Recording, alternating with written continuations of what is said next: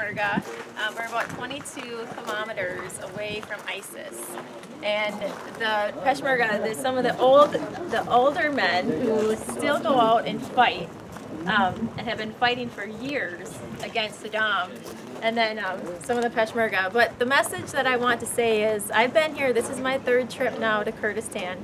And I just want to ask the Obama administration and Congress that the Kurds are our friends. The Kurds are our allies. The Kurds have showed that they are a mighty fighting force, and they fight with passion, and they can do it. And they've been fighting with very limited weapons. And they have over 1 million refugees here in the Kurdish region. And the number one thing that we can do to help those refugees get their homes back is to defeat ISIS. You have to defeat ISIS so that they can go back into their homes. And this war, you know, we talk about the war being this long, protracted war, but it doesn't have to be. It can be a couple months long. Talking to some of these Kurdish leaders in the Peshmerga, you know, they say if we just had the weapons, if we had the equipment, it wouldn't take years. It would take a couple months that they can do this. They fight with very old weapons, sometimes 50-year-old weapons. And what they need is they need the equipment. They need the technology. Like with the Gulf War in 1991, once the ground forces, it was 100 hours. And one of the things that was so successful in the Gulf War was because of the technology, just the simple things, the GPS. So what the Kurds need, they need the tanks, they need Apaches, they need the heavy artillery and the weapons. But what they also need are just like the remote controls to detect and to defuse the IEDs.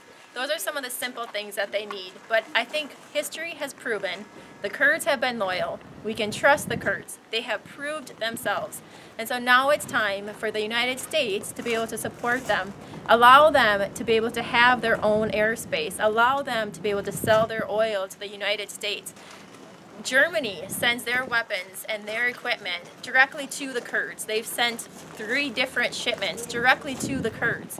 The United States should also send weapons directly to the Kurds. I think we should learn, going through Baghdad, you know, they're fighting, our friends are fighting our enemies with our tanks, with our weapons, with our gear, with everything we have given them. We should learn that we need to be able to trust our friends. We should stop giving weapons and equipment to the enemy. And also, the Pentagon said it's $8.3 million a day that the United States is spending in the fight against ISIS. The airstrikes are great. We need the airstrikes, and everybody is so thankful for the airstrikes.